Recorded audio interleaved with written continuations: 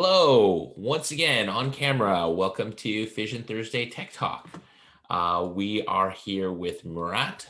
Hello, Murat, Hey, who's how's it going to going, talk Glenn? to about his project Spiel. Is that are you pronouncing it English or German? I'm myself pronouncing it English, but I was thinking about having a poll on the site eventually and asking people if it should be Spiel or Spiel, using the Oh, same tools for governance. So we'll get to that later. amazing, amazing. Right. So Spiel is game in German.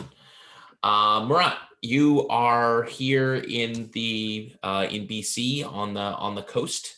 hmm Tell us a little about yourself, please. Introduce yourself.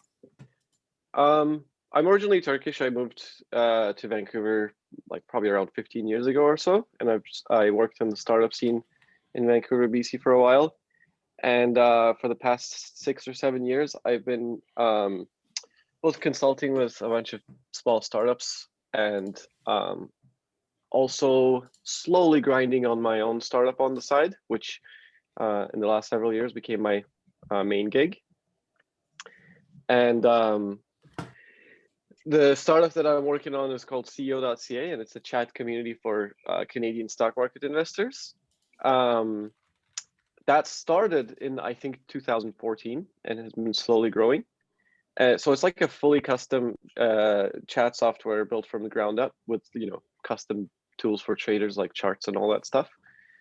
And throughout the years, I had always been thinking about like building new chat architectures, and the idea was always to try to bring CEO.ca to a point where it can fund the time needed for the development of something new, and that's where we're at now, and that's what Spiel is. So Spiel is sort of like a rewrite from the ground up with all the learnings I've had from managing a community of several tens of thousands of people. So um, and just to add a little bit more, I've also taught at coding boot camps in the city, and that's something I'm also passionate about. So in the future, I hope to do some stuff with education as well. Yeah. Awesome. Yeah, really great background. I think the story there of working on something so that you can get it to an income that funds your other projects is also a really great story and something that we talk a lot about here. I wanted to kind of flag up front because I was doing some promo and thinking about this. Um, you're not open source. You're not distributed. Which are two common themes that we often cover here. But you're a maker building your own stuff, and you're doing some really interesting things with chat and humans and governance. So I'm really looking forward to kind of hear more about what you're doing. If you want to go ahead and start your screen share. Sure thing. And hopefully it will be open source and decentralized. But we'll see how that all goes. I mean, part of the reason of trying to self-fund the project is so that the freedom to do those things are at my whim. Um, but I'll get more into that detail in a bit. So I'm just gonna see if I can run the slideshow and share my screen. Do you want questions Um, along the way, or do you want people to hold their questions? I think questions along the presentation is short. I'll just do it without questions first, and then we'll get into open conversation. So Great. with Zoom, do you share the whole screen for presentations or just that window? Or You does it not should be matter? able to just share the window. Okay, let's see if this works.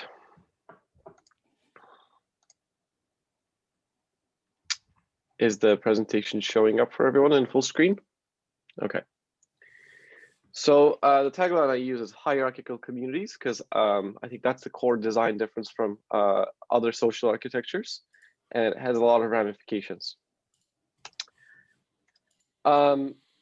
Here's a basic screenshot of the interface. So on the right-hand side, you have all your own subscriptions to channels. We're still just seeing the title slide. That's odd. Okay, so sharing the window. What you need to do is instead of the play button, you want to go to the window menu and go play in window. Thanks for that.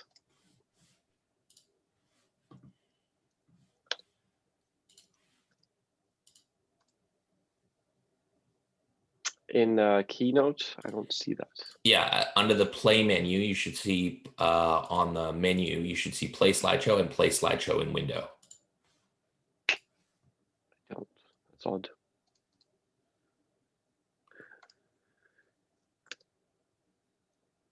Okay, how about if I share the entire desktop?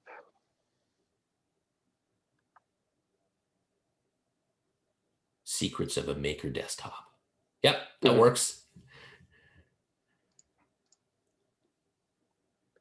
How about now? Now do you see the screenshots? Perfect. Okay, cool. So I just want to show the main interface before explaining what's going on. We have the chat stream in the middle, pretty familiar. You have your own channel subscriptions on the right-hand side. I call that your watch list.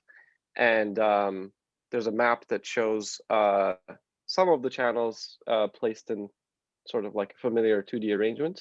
So that's just like a map box UI. So one of the ideas is to create a world map where channels can exist in a map as well. And then there's all the channel details on the left-hand side.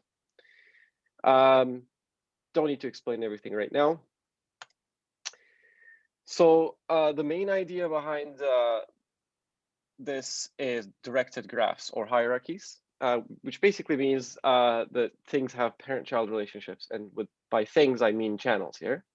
And the main inspiration for this is all the stuff that we're familiar, such as files, folders, URLs, like browsers and like the way HTML is represented, processes and operating systems. They sort of all follow the same idea. And the main reason that there's such a common design pattern is because it's recursive. So a couple simple rules emerges into a very complex system that you can navigate. And one of the most important shared features is, in my opinion, addressing. So whether you're navigating your file system from the terminal or selecting elements on a website, or just navigating to things. So there's this addressing where you use a specific syntax to get anywhere you like within the sort of hierarchy created by the system. And of course, they all start from a root. And one more thing that applies really nicely to social systems is that the behavior inheritance or permission inheritance is sort of like a given because of the hierarchical nature. And this is sort of how our real life governance works as well. You have a hierarchy of, like country, state, city, municipality, a building, a room, so on and so forth. So in the case of file paths, for example, you have file and folder ownerships, and they sort of trickle down as you nest deeper into the file system. Or with the web, like the domain name, the root, deals very much with permissions such as like who owns this, who bought the domain name, who's the DNS owner, and then the web application give further permissions to people who are hosting their corner of the website at deeper and deeper nestings of the URL.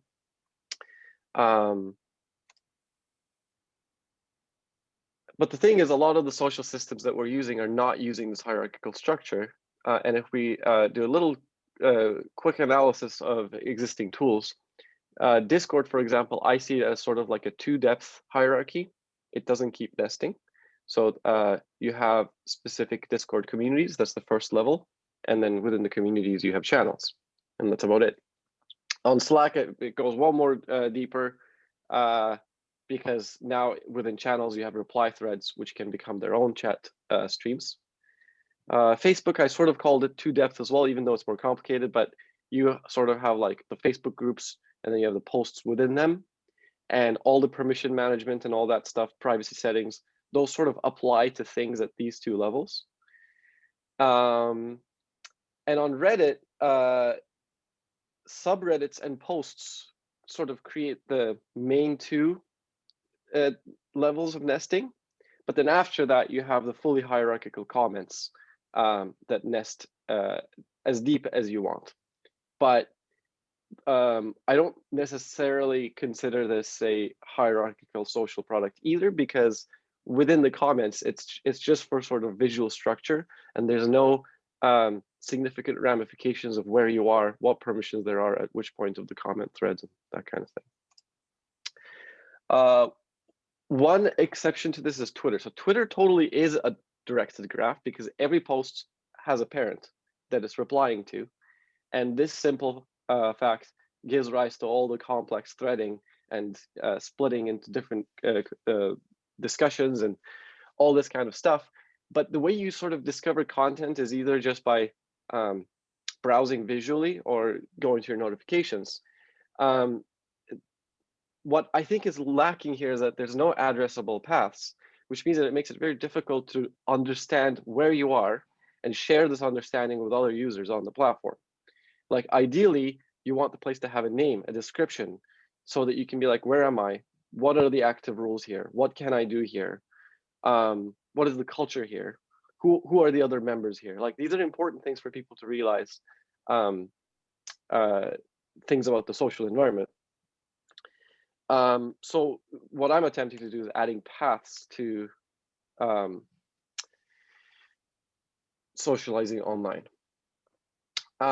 With Spiel, we have infinite depth, meaning that channels can nest into, like, no matter where you are, what channel you're in, you can always nest into one level deeper and have a new channel that way. I call the top level channels realms, and I use the tilde character to indicate that we're talking about the root channel. Any channel within the realm, I indicate with a hashtag and sort of like the main topics. So if you say hashtag channel, it resolves to tilde realm / channel. And from then on, you can nest unlimited. I was trying to take inspiration from file systems once again, where like you might be in a folder that's like 8 levels deep, but you can always talk about files that are immediately within your current folder. And for that, like file system uses the / syntax. So I wanted to come up with some relative addressing as well, depending on your current context. And I use the less than and greater signs to refer to whether you're nesting into the right or referring to your parent to the left. So this is a quick way to create subtopics no matter where you are. And the other thing is user channels are also chat channels, and they're sort of their own jurisdictions as well. So the @Murat channel is sort of like my own realm, and I have full control over the permissions and everything in there. And I can choose to make it so that anything I've said anywhere in the entire product actually shows up in my own profile feed. And that makes it behave more like sort of like a Twitter account than something like a Slack or Discord account, where it allows you to follow other people with everything they're saying anywhere in the system. So the idea with permissions is that as you're nesting, you start from this root node that has the initial rules set by the creator. And then as the channels are nesting, they inherit these rules from the parent, but then they can start diverging as people either vote on changing the rules, or people nest into sub-channels that have custom rules. So no matter where you are, you can create private channels or independent channels that have slightly different syntax, like a suffix or something, like something.private, something.independent. The idea there is, once again, trying to mimic things that exist in real life, like with governance systems. You don't always inherit every rule from the larger jurisdiction you're in. You might inherit most of them, but you create a new area in there where you have some of your own custom rules. And these rules, which I called policies, can be modified by user voting along the way. And the motivation behind this is that I've, having experience working with a large community, especially with something like stock market, I very quickly learned that moderation is an extremely difficult problem to solve. I mean, several years ago, my idea was that, oh, I'm going to automate moderation, and then it's going to be infinitely scalable. This is going to be amazing. Users are going to flag things, and the community is going to self-moderate. Well, it turns out like no matter what moderation system you implement, it eventually gets gamed. So moderation, therefore, can't work as a fixed algorithm, and it has to be this adaptive immune system where the rules are constantly changing to the new adversarial attacks that people are coming up with. And honestly, this is, in my opinion, how governance works in real life. And I don't mean governance necessarily as just like government either. We still have governance in things like restaurants or, private parties and whatever. So if we look at governance at all these different social scales, we can take a lot of hints. And the way I've broken this down into concepts is, so first we have all the policies. We have roles, because like we could get into complicated weighted democracies all we want, but in the end, it's like in the real world, we sort of settled to a system that makes use of roles. Like you have your job title given to you by your employer, which defines what permissions you have. Or if you're in government, you have your position in there. And it's just easier for humans to keep track of who is what if there are clear roles, and then you can look up what permissions do those roles have. And that way you also have sort of like people coming in and out of roles easily, and you don't have to manage permissions individually per person. Then we have motions, which are essentially policy change proposals, and the idea that hopefully anyone can make these. And then there's votes, and there's the vote thresholds for actually passing these rule change proposals, and I call those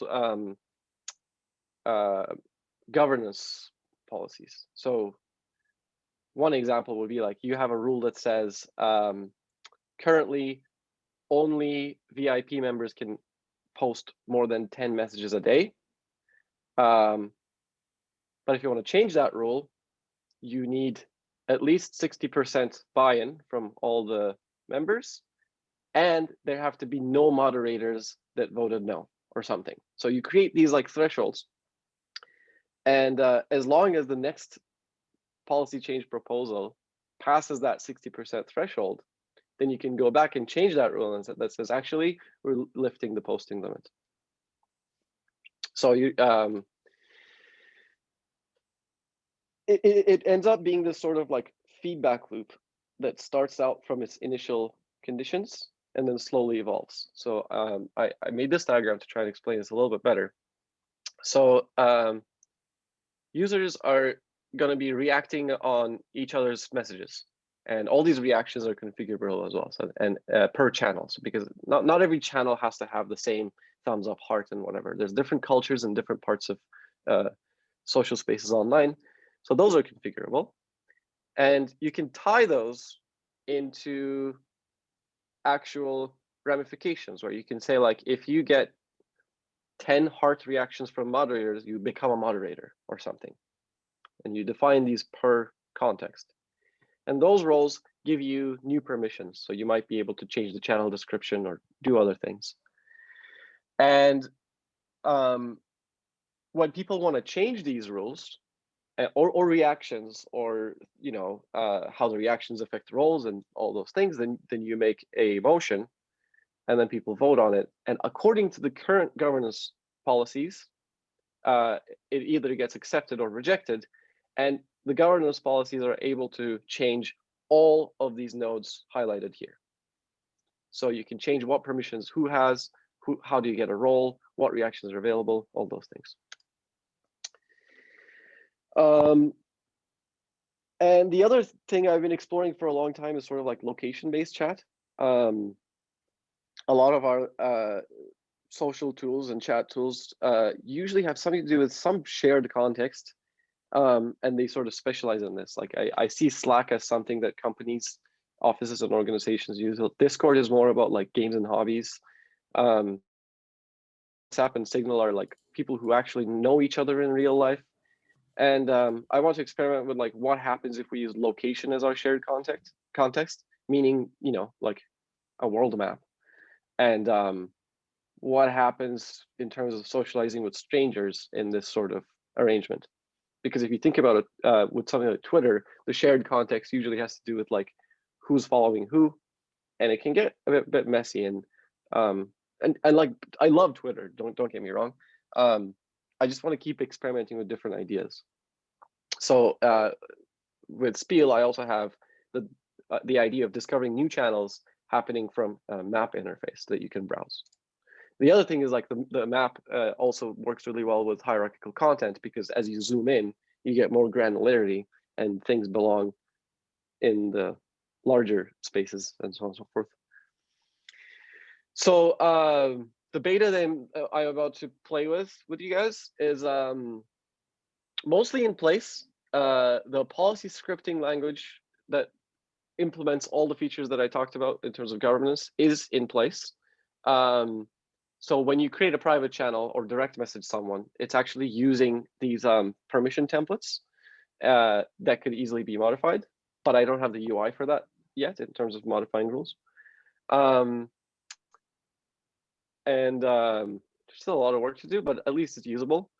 For the beta, I used the map of the moon just to validate some ideas before we open Pandora's box and start populating the Earth map with all sorts of channels everywhere. Because I've been stung by launching open chat apps before the moderation tooling is properly in place, and things can blow up quite quickly. So maybe I'll launch like a Vancouver, BC map first. I was thinking about doing that today. Still haven't made my mind up, but we'll see. The reason being, I need to figure out a way of like figuring out who's going to be able to create polygons on the map and how big are they going to be, like all these limits and the implementations of them. And for future plans, so like once the product is validated, I really, really want to open source it and have other people running instances of this product, and then have them start cross-posting between each other, sort of like how Mastodon works, or email for that matter.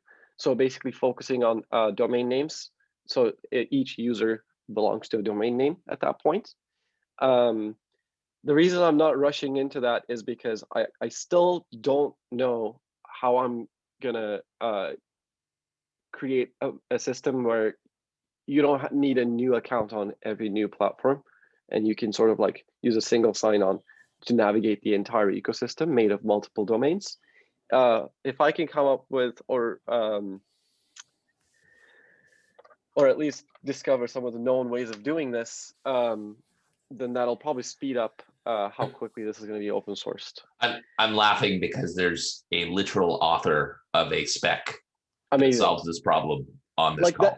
That's fantastic, because that's one of the reasons why I'm trying to get the word out there, because like there are people who've been thinking about this stuff more than I have. So once the right tooling is in place, yeah. Because the rest of the protocol is easy. Yeah. Oh yeah, you just post this message to this endpoint. Sure. Yeah, easy.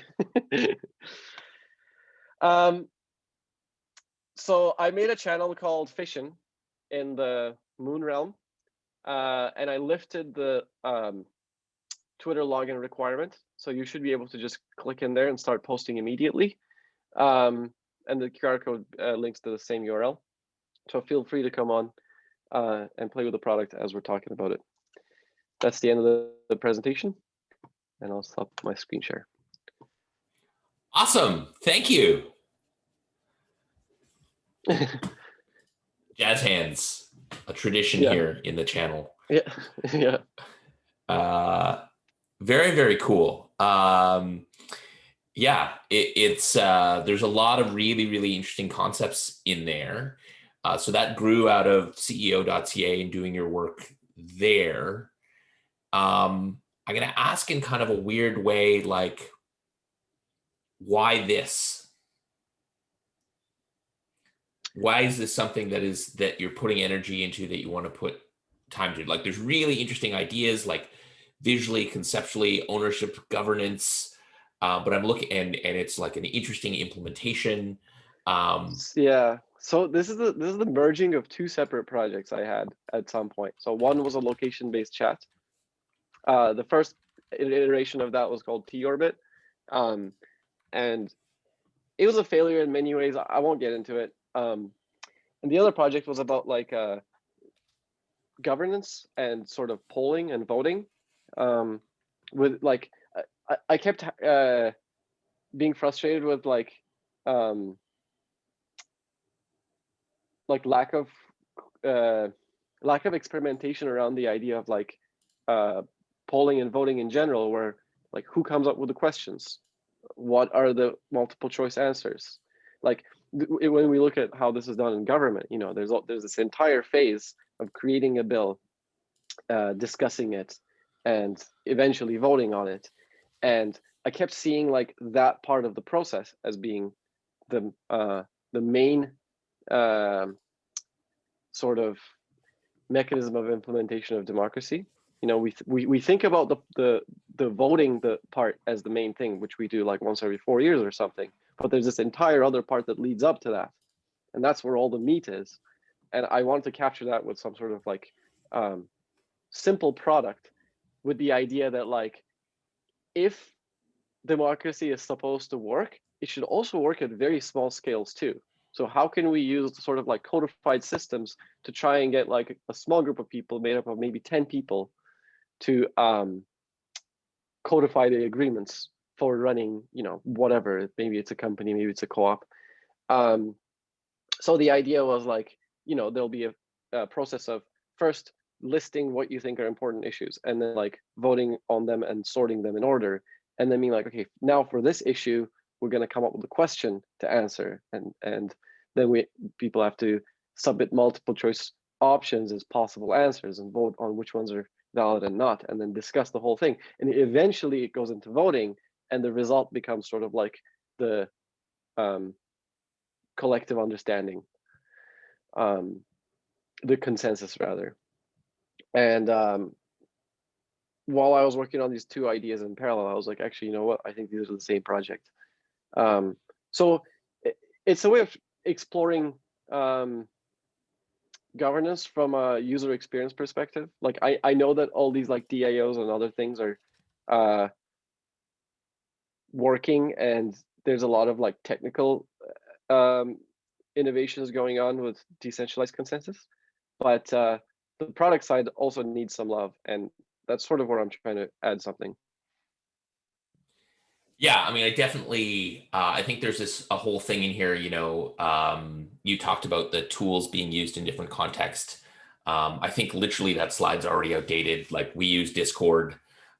I think Discord is way past games and hobbies right now, precisely Yeah, because it has really great roles and permissions. yeah, Where the Slack context is, um, you are all within one trusted entity, right? But when yeah, people use community Slacks, that isn't, and they don't have enough tools to do that. Um, I think what you said there around scaling down is really super interesting. It actually reminds me a little of holacracy conceptually, which is overlapping circles as well. So I wonder how you also think about like the word that I've been using and is being used is sort of squads. And I think that your tool is a really great fit for that. hopefully. I mean, I it's hard to even know what something is going to be used for. Sort of what you said about Discord being like they started for games and then now it's something entirely different. So it's mostly just smelling that there might be something here and see how it gets used. And the tricky part is like it has to be useful at each step in its evolution. It can't start becoming useful only after it's really big, which is the problem with a lot of like startup ideas. um, so trying to make it fun and useful while it's very small, and go from there.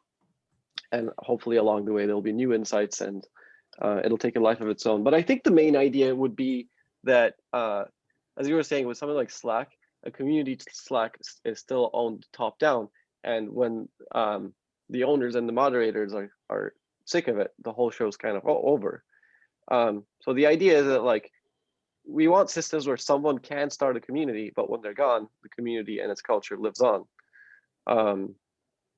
And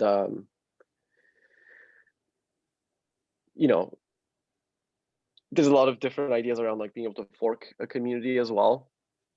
Like allowing healthy competition is really important. Like if you can say something like, hey, I'm going to take all the members that are already here, change the rules and start a new one because we're pissed off with the leadership here. Those kinds of things should be very easy to do. And I don't really see too many social products tackling those things. So even if it doesn't become a huge project, I'm hoping that at least it provides some clarity around what new features we should be implementing in other places. Yeah, absolutely. Anyone have questions? I have just like a basic nerdy web dev question, which is what's the stack behind this in terms of like server side hosting, or is it serverless, or what's the underpinnings technically? It is just Node.js with a Postgres database and a Preact front end. But it's like I'm building it so that switching to serverless is going to be not the biggest ordeal. Because I don't like, I don't think I can scale it on my own if I don't go serverless. So it's most likely going to be AWS Lambda with what's it called? DynamoDB. Scalable relational, yeah, DynamoDB and the relational. Oh right, yeah. Jury asked, because I hinted at it already, what's the spec? What's the spec?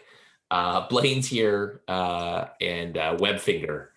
I mean, it's a tool. It doesn't like immediately solve the like federation thing, but basically being able to look up from a username what their home server is, and then potentially using your home server to be able to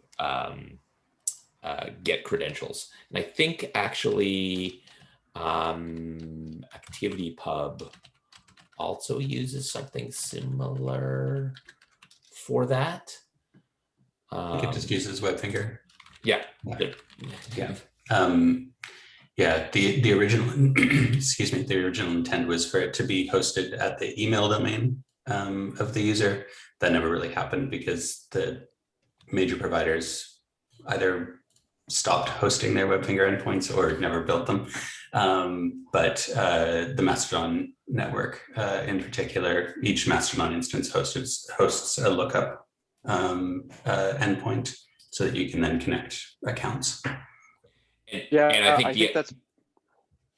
Yeah, I was just gonna say, yeah, I think that makes a lot of sense because if each server provides an API to verify users, yeah, I can sort of see that working. Sorry, what were you saying, Boris? Oh yeah, no worries. I was just gonna put in as well is that another big one and just ends up being what do the identifiers look like? And I think mostly if Blaine had his way and waved his magic wand, and I'm happy to support him in this, that identifiers that look like email addresses. I think there's probably some issues in there around them or how people relate to them. And Murat, you and I have been in a thread on Twitter about like thinking back to email-like systems and protocols and stuff like that too. And that mostly most people feel a high degree of ownership and identity with their email address, right? I think there's some post-email systems with Twitter and the @ symbol, although again, probably Instagram is even bigger now. That collision of an @ sign, is that a Twitter account or an Instagram account? And I'll bet that almost no one knows that Facebook has a similar system built in of short names, because most people never set it up. Even Apple Messages uses ats now. You can ping somebody in a message thread if you do @ in their name. Yeah, the O status turned Mastodon double at is not ideal, but there is a bunch because as Blaine said, the major email providers either never got on board or abandoned uh, hosting Webfinger. There's a lot of potential confusion around email looking things that aren't actually email. So yeah, there's debate to be That's had about whether email you're like identifiers are actually that useful. you're giving me an interesting idea there. If it does actually look exactly like an email, then it could potentially also act as an email inbox that just goes into your received Yep. messages. You can, yeah. So And yes, James kind of said it obliquely. James worked on the O status spec of federated messaging. So like, this has been done before. There's some comments around Matrix, which I think is the big one today that is handles voice and video and a bunch of other things like that too. So yeah, the protocol isn't necessarily even the issue. You can potentially choose to use some of those things at various points. Go ahead, Jerry. Yes, just one quick thing about the hierarchy. The point is that in the social network, especially, the really interesting thing is in the graph. I mean, the whole notion of 6 degrees of separation coming from the social network and in real communities of the really important cross-pollination happens when somebody from another community turns. And so what I'm trying to say is that actually there will be need in that sense for cross-links, sort of cross ability to even in the ratchet file system, you basically got symbolic links to get around this problem, which basically says yeah. there is something out there which is somewhere in the path, but I just name it here. Yeah, I so think I feel silly that I didn't mention this, but this is probably the first thing that was built in. So I'm just going to share my screen quickly. So for example, if I go and I'll zoom in a little bit. If I go and tag some other channel here, I'm going to be like, let's tag the alpha channel. This is a link to that channel now, and if I go there, I actually see a backlink to beautiful, where the original beautiful. post came from, and then that takes me That's back to that beautiful. context. That did miss. I missed that from your presentation. Yes, I glad forgot to to see include it that. in the presentation, but yeah, you just reminded me that is probably number one most important thing, because it also, like, if I go to my own profile, for example, you see That's everything fine. I've said with a link to where they came from. So this is absolutely paramount in discoverability of content. And this is basically an idea that comes from CEO.ca, the stock market check I was talking about. Like if Yeah, I look no, at that's just perfectly obvious. Yes, the it's same thing. just. Yeah. But then my follow-up comment is that if we agree on that, on the importance of that, then I obviously it's not Boris's place to say, but I mean, you would save yourself tons of money and issues if you just adopt a web native file system, because it's just ridiculous, and you instantly can be decentralized. Not only that, you would have deduplications. So in fact, you would have a system which is far more simpler. We just bring So everyone on to get them to implement on top of fission. That's our long con.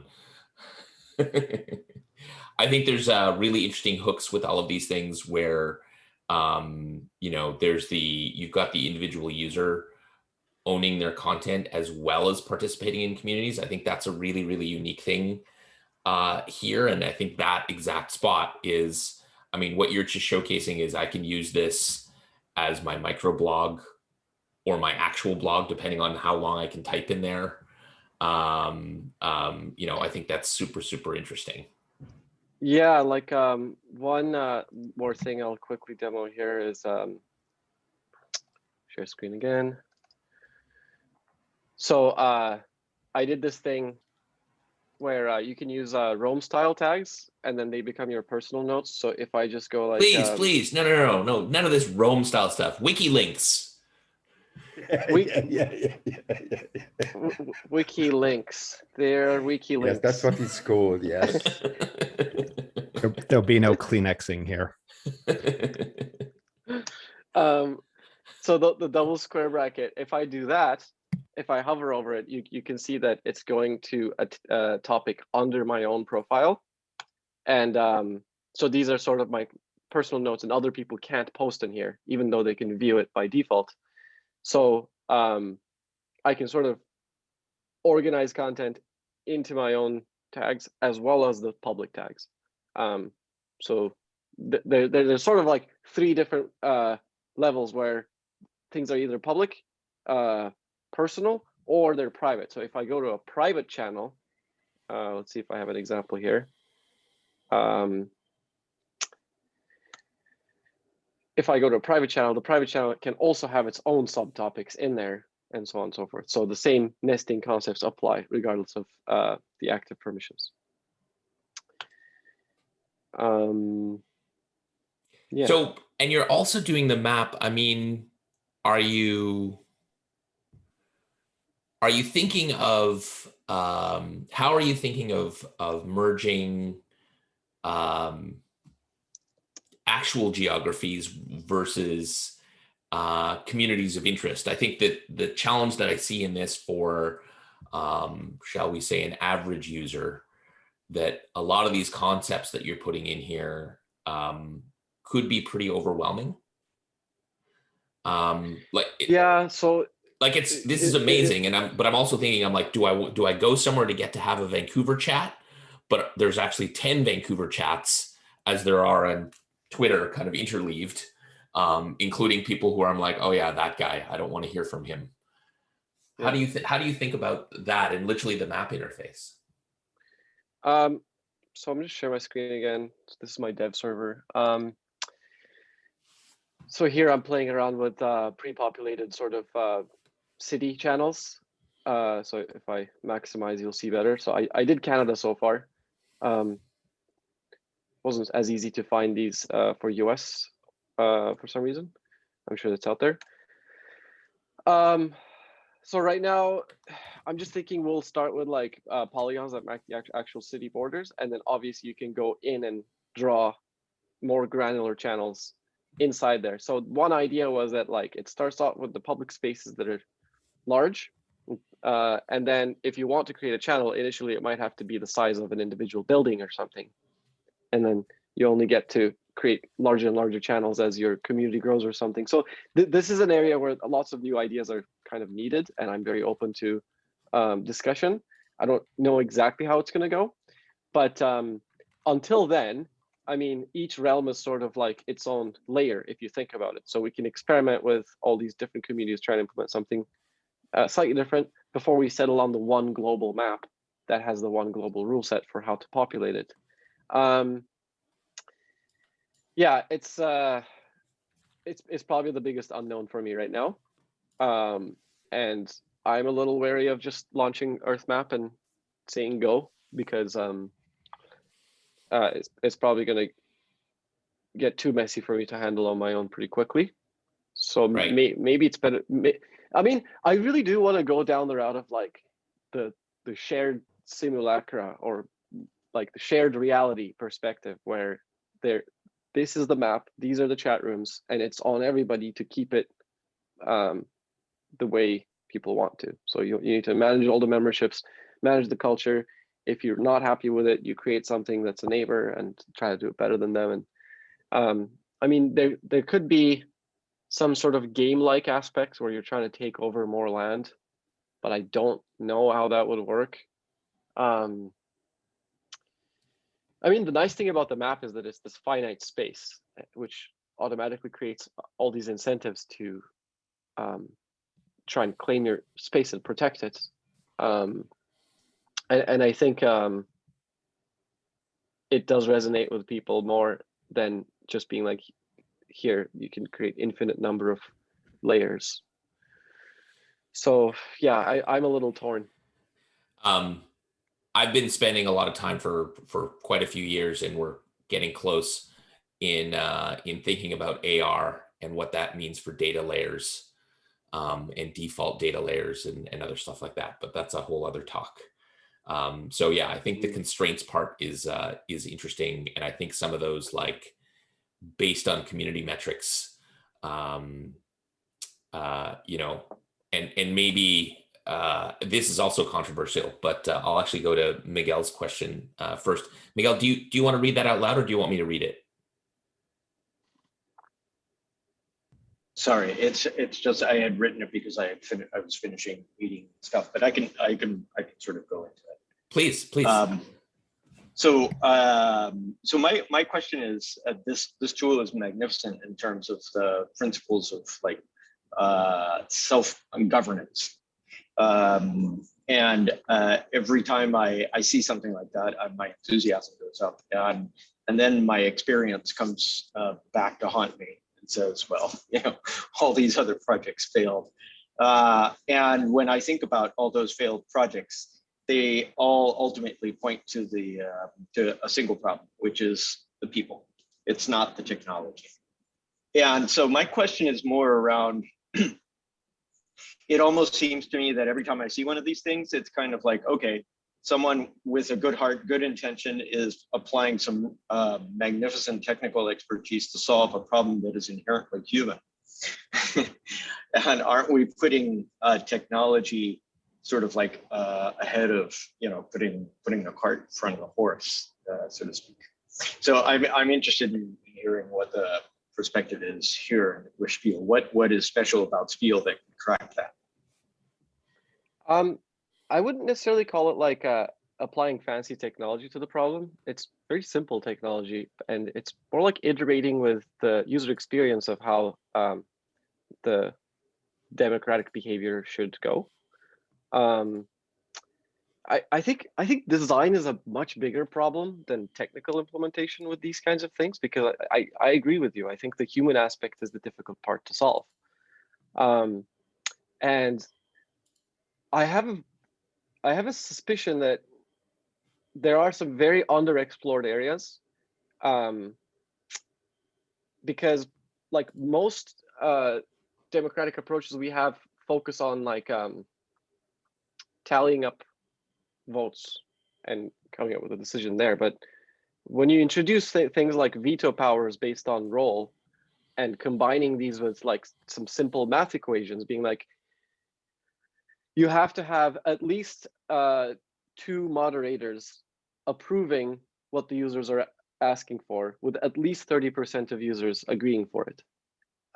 These kinds of statements are actually quite powerful, I think. And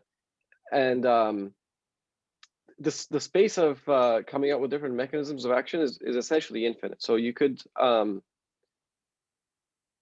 implement the full range of dictatorship to everyone's equal with their votes and everything in between, and have it sort of slowly evolving, because like in real life, everything starts out as a dictatorship, basically.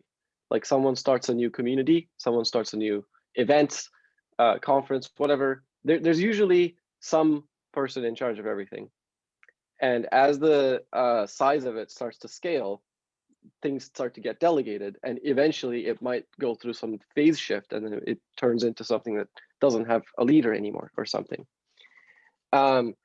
Capturing this evolution is what I'm most interested in, instead of coming up with the one mechanism that's going to solve all of our democratic needs. So like if we think about Reddit, for example, and Reddit moderators, they sort of start out doing a really good job, and then they eventually get tired of it, and some new moderators come in to take their place that they appointed, and eventually culture changes. But these paths are kind of like quite limited right now. There's too much like handing over of power from the people that already have the power. So there's like, no, for example, there's no exit. If you've been there since day one and you haven't been a moderator, in something like this. I think you're underselling what you're saying by just UX. Like the technology is simple. You have a simple proven stack that works, right? Like amazing. You just sent us a link and a bunch of people could just chat in a web page in real time, even without logging in, or they were automatically logged in because they, had followed my link earlier with Twitter or whatever. So, but you're building in some of these fundamentals that are the breaking point of lots of things. So I talked about Slack versus Discord. So Slack is built with permissions, with tools, with technology, with the context that a organization and an organization owner owns the thing. And only that person even has access possibly to the whole list of members or other things like that. So you've made choices to build those things in. So Miguel, I think what I'm seeing that's here that's really fascinating, and what I really wanted to highlight with what Murat is doing is he's modeled, in fact, the stuff that people are doing in growing communities today and have been, in fact, for 2 decades, but we haven't had tools that are anything other than on centralized servers, that there's been very limited tooling to be able to build things in at the social level at all. And this is kind of merging those two you built a self-modifying system, not through APIs or someone have to building another client, but in the client itself, you've allowed for some of those things and roles and policies as first-class elements, in the same way that Discord has roles and permissions, which Slack does not. Yeah, and you're actually reminding me, I should totally just quickly show it. So this UI is not done. This is just for debugging. But if I go and look at the rules, you can see something like a can edit map here.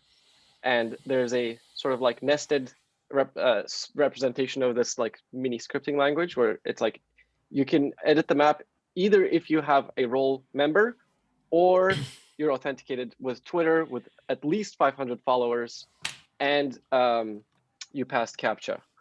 So you can sort of like nest these statements that eventually evaluate to true or false, and those are enough to create the entire permission system. Murat, you keep going one more thing, and then you're like, oh, while I was in here, I put a low-code rule policy governance engine in here. What the heck? He did say that. Victor, he did say that he's got that. Yes.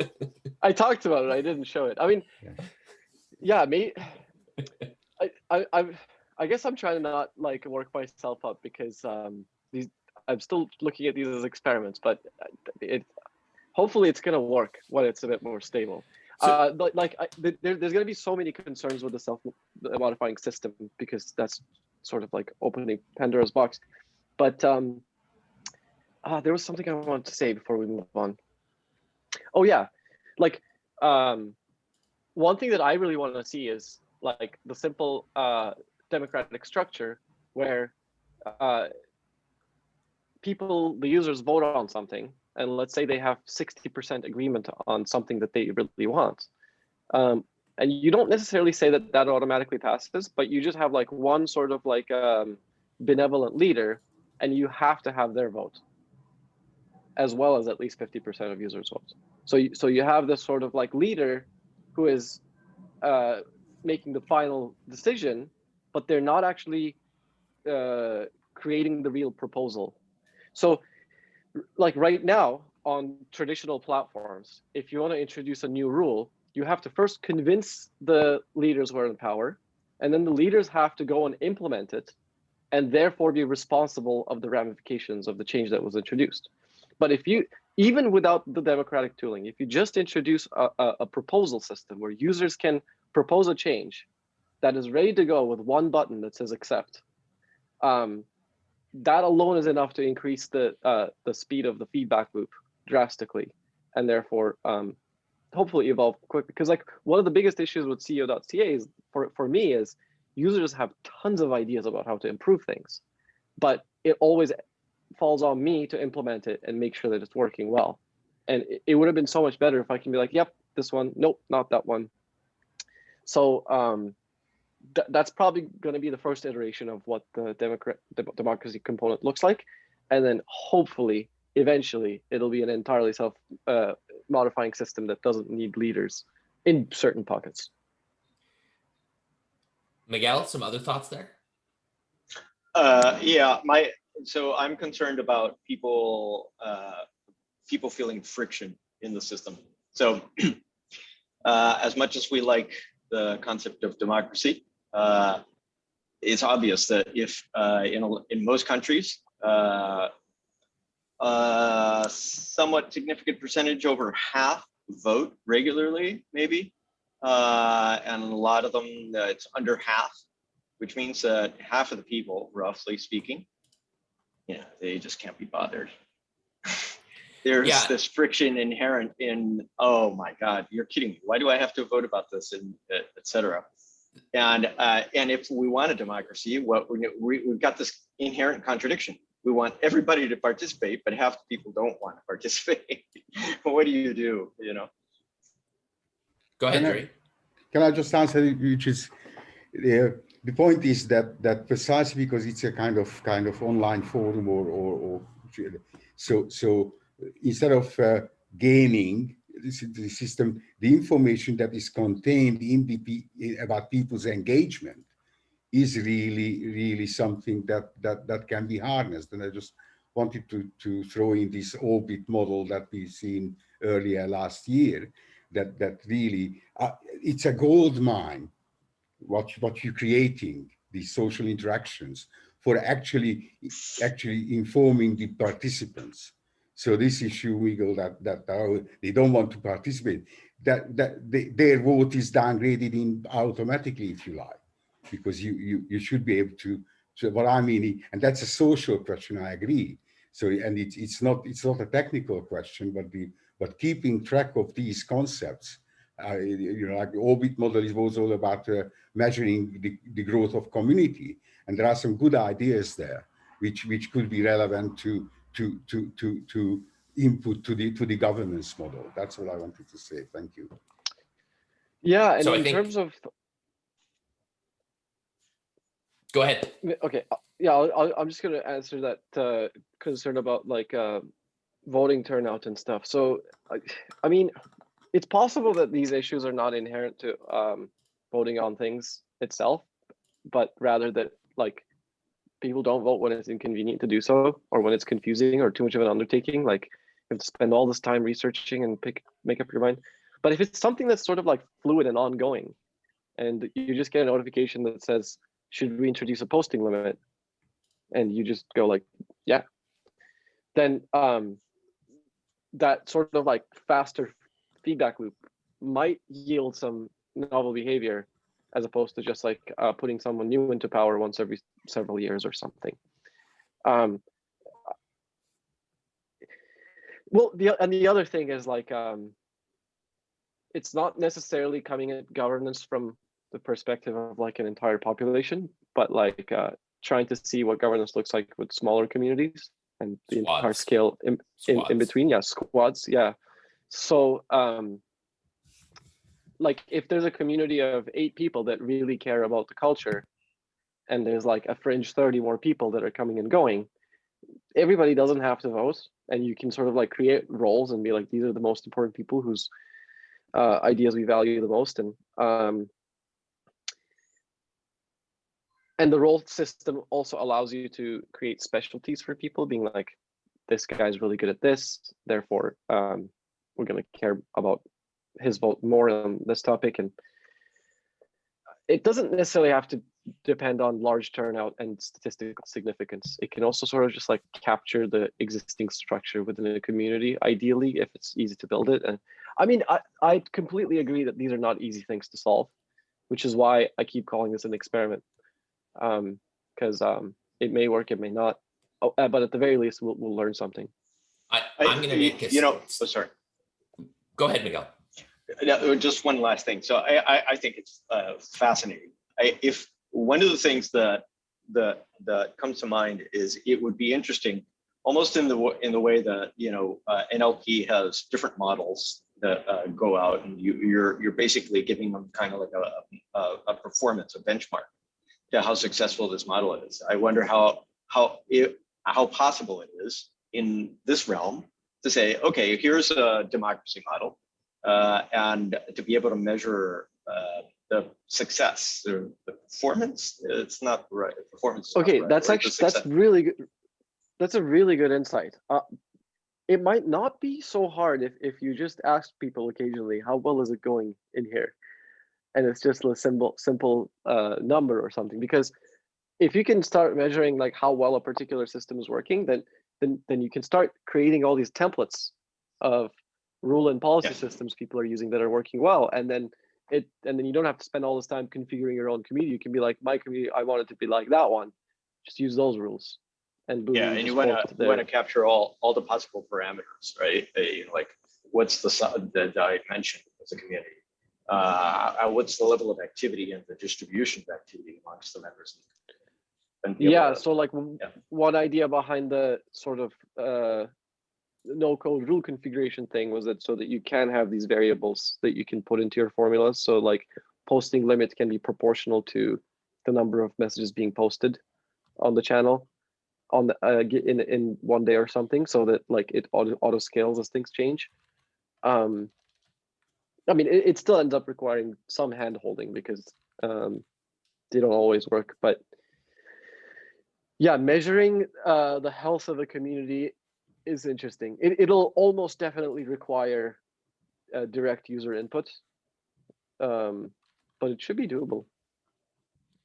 That was just going to be my point, is in fact that you've got a bunch of different things that you can model this on. So Jury mentioned the orbit model. We've just started using it. So from all of your social activities, including doing things like which events people sign up to, Jury's activity meter is just a solid graph, meaning that every single day he's clicking on a link and he's coming into Discord and he's saying hi. So orbit model has some stuff in there. And I think the other part that you kind of talked about that is being talked about in DAOs, decentralized autonomous organizations, like worldwide, we're building more communication channels, and we're talking about having them not be run by corporations. And we're working on things like privacy and anonymity and encryption and a bunch of other things like this. This is in that same space because it is humans doing meaning making to try and achieve things together. That happens inside organizations. It happens at governments. This is really, really interesting. And this is exactly why I wanted to invite you on to show what you're doing. And so some of these DAOs, one of the things that they're starting to experiment with is stewards is one of the words that I've heard, where you basically delegate your vote. To me, working in open source communities where there are deeply technical people with core expertise in technology versus community members who like shouldn't be voting on a technical issue, asterisks, except for how the technical issue possibly impacts some of the rest of the experience. So I think a delegate model is kind of interesting as well. And I, and all of a sudden we're talking about in our minds, like, especially with you talking about co.ca, I'm like, oh, is he modeling stock classes? And Miguel's like, wait, you're modeling actual governments or participatory parliaments or other things like that. And I think that's super, super interesting. And you're right, it's all just going to like emerge based on the building blocks you give people. And I mean, I think the other huge thing is what defaults you pick. And imagine the entire community of the Moon Realm picking defaults for new communities. Very interesting. Yeah.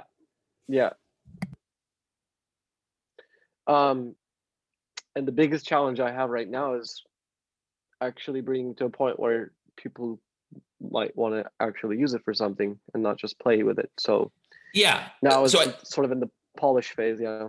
Well, I don't think it's in the polish phase. I think this is exactly one of the things that I wanted to get actually just on video as the last little bit is, so you want people to use it right now. Yes. Well, I mean, I don't think I can convince them. I don't even use it right now because it's lacking these things like, proper notifications and.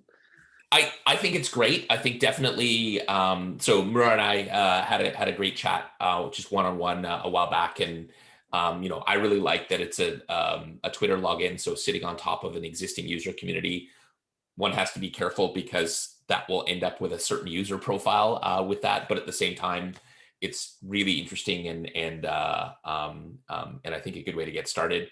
But yeah, the thing that's keeping me from using it more are two things. One, notifications that would bring me back, and Yeah. two, everything else about number two is related to why should I invest my time into a proprietary tool where I can't get my own data back out right now. Less so to get data back out, but that's like a secondary concern. Like if it's going to be a proprietary system, I at least have to have some plan for getting stuff out. Is my general way of thinking about it. Yeah, Um, that's a very, very valid point. And in that sense, I should ask, like, what do you think that should look like? Is it just like a big JSON export of everything that has to do with your account with some scripts that help import it to other things, or like? and this is the hard part, right? Where it goes right back to the sort of thing where I'm like, am I just essentially wanting that JSON dump so I feel better about myself, right? Like Or do you do something with it? Yeah. maybe I don't care. It certainly shouldn't be your shouldn't be your um responsibility to necessarily write you know a pretty HTML archive or a WordPress importer or whatever. I wonder if there's any value in just implementing something that pushes your content to Git once a day or something, so that you have this like historical repository of your own notes and conversations or something. But because like I usually want products to push to Git, because that way I can um, make sure both I'm not losing the data, and I also have sort of like the historical development of it. But I don't know. Like that's one of the reasons why I don't use a lot of note-taking apps and stuff, because like, why would I lock myself into this platform for something that's so essential to me? So these are all valid concerns, and it's like I'm sort of thinking back to how CEO.ca started, which was that like there was a C group of people that were having fun in the tool, and it just grows organically from there because the value comes from the community, not the product. And trying to capture that initial community or communities is the tricky part. I mean, hopefully I don't need to trick anyone into doing it. Well, I'm not sure. We'll see. I mean, that's one possibility is that the world map takes a life of its own, because that's one thing where it enables a new type of interaction that maybe wasn't possible before. Like it might be quite interesting to open up your own city and see that some people are talking and immediately sucked in. So maybe it's best not to try and compete with existing community tools and just try to start from a different angle. Like, if universities are opening up in September or something, it might be something cool for campuses to use with their classrooms and all these things. And why are you holding your head? The Facebook origin Yeah, story. yeah, yeah, I'm like, no. um, I want to. We're at sort of 10 after 10, so I want to stop the recording at the very least. We can go off the record after that. Is there any closing thoughts? Like, come in, try it out, say hi. What else do you want? What do you hope for with Spiel going forward? Yeah, come in and drop your thoughts anywhere on the product. I don't think I'm looking for anything in terms of people using the tool yet, but if you have ideas or sort of frustrations, I'd be very interested in hearing them, because I think this is probably the phase where I'll start collecting more user feedback and try to understand like what is confusing to people, because there's a lot of new stuff to sort of learn and get used to regarding like the addressing and how to tag other channels. That's where it would be most helpful to hear your thoughts. Amazing. Awesome. Thank you so much for sharing with us today. My pleasure. Thank you so much for having me.